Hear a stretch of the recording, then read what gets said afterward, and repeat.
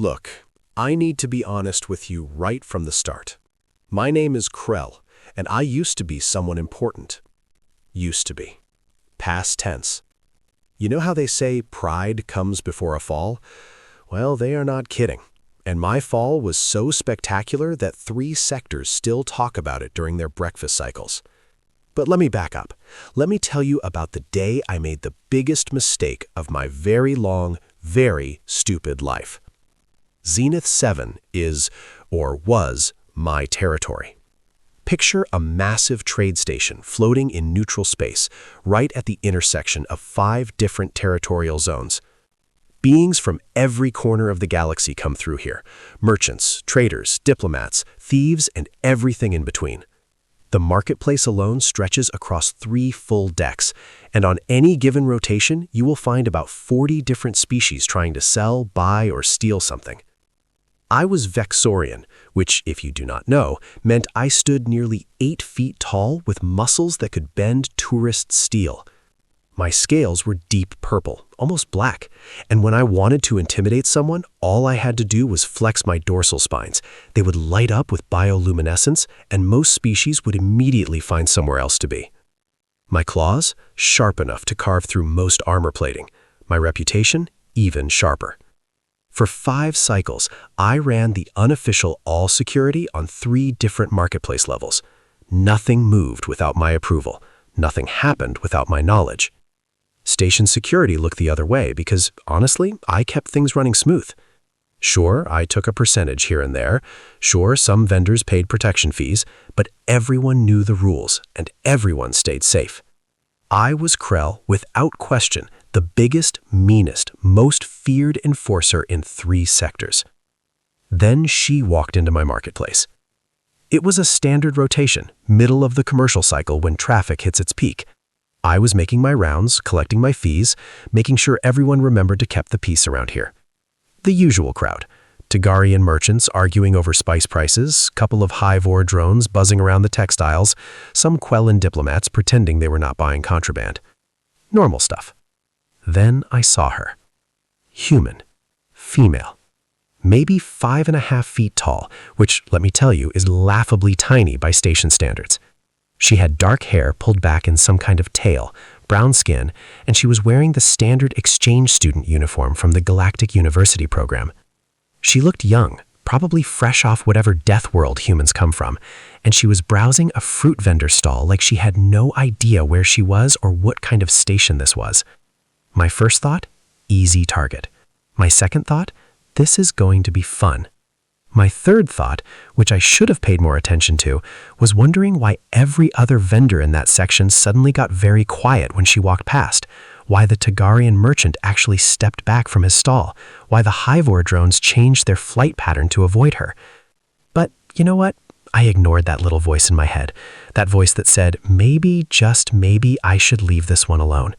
Because I was Quell, and Quell did not back down from anyone, especially not some tiny human who looked like she weighed less than my left arm. Yeah, about that. I approached her while she was examining some kind of imported fruit, something purple and lumpy that the vendor claimed had medicinal properties. Total garbage, by the way. That vendor sold week-old produce at premium prices, and I got 40% of his take. I made sure my footsteps were loud, made sure my spine started glowing that nice, threatening violet. I wanted her to know I was coming. Fear tastes better when they see you first. She did not turn around. New to the station? I asked, letting my voice drop into that low rumble that made most species nervous.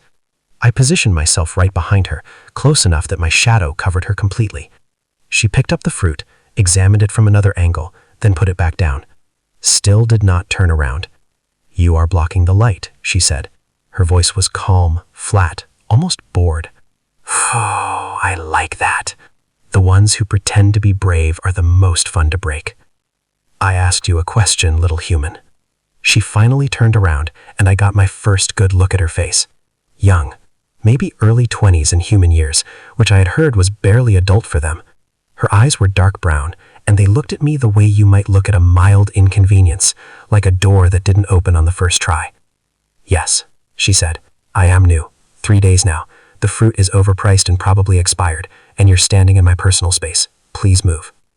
please move. She said please move to me, like I was some service drone she could dismiss. My friends, Throg and Van, were watching from their usual spot near the power cell stall.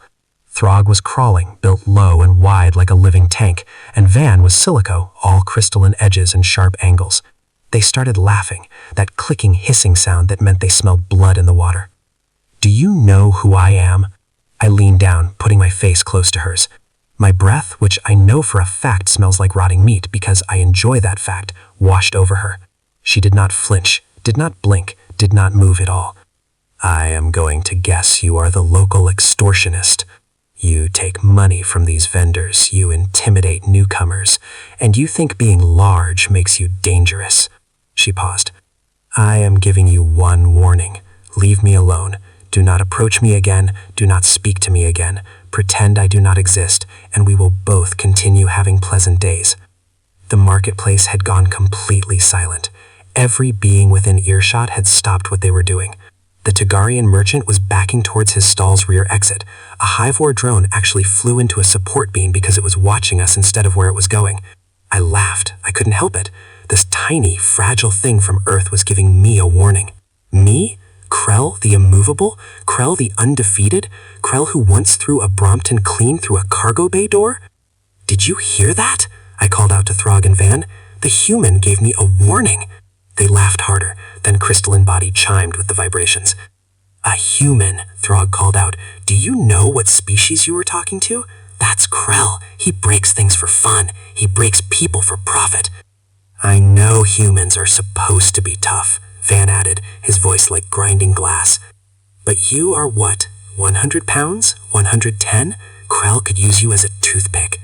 The human, Dolly Torres, according to the ID badge on her uniform, just looked at me, really looked at me, and there was something in her eyes, something I should have recognized but didn't. Something patient, something that had seen violence and was not impressed by it. One warning, she repeated, that is all you get.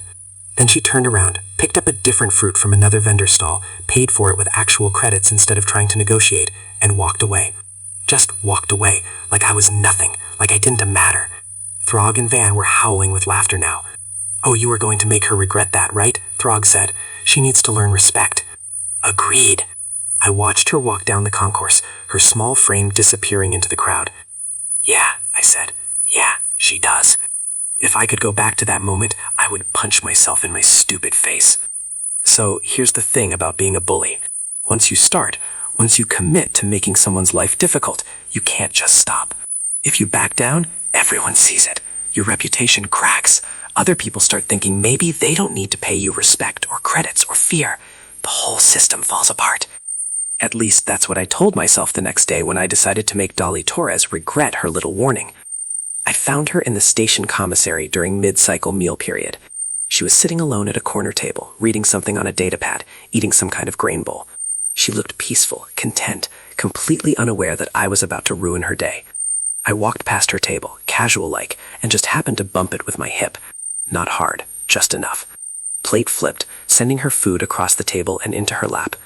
She looked down at the mess, then up at me. Her expression did not change at all.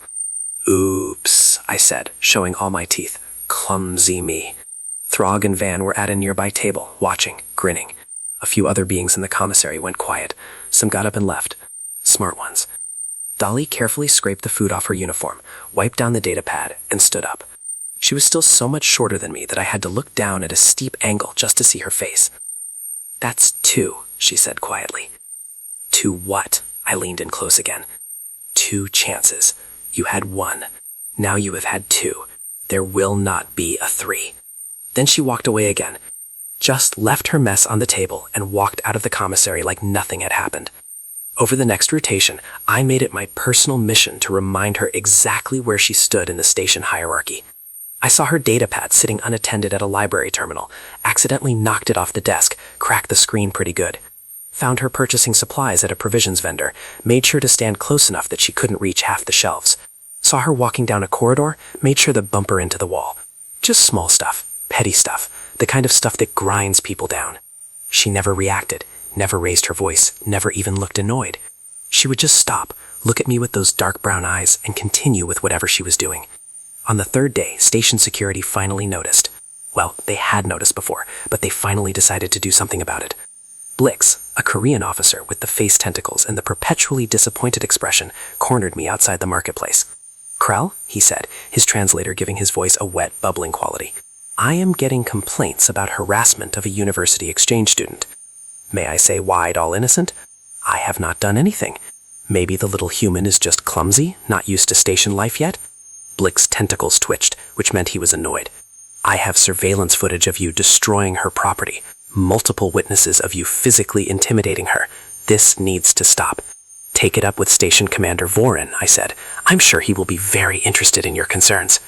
We both knew what that meant. Vorin and I had an arrangement. He got a cut of my protection business, and I kept the marketplace running smooth. No messy incidents, no major violence, just the threat of violence, which was much cleaner.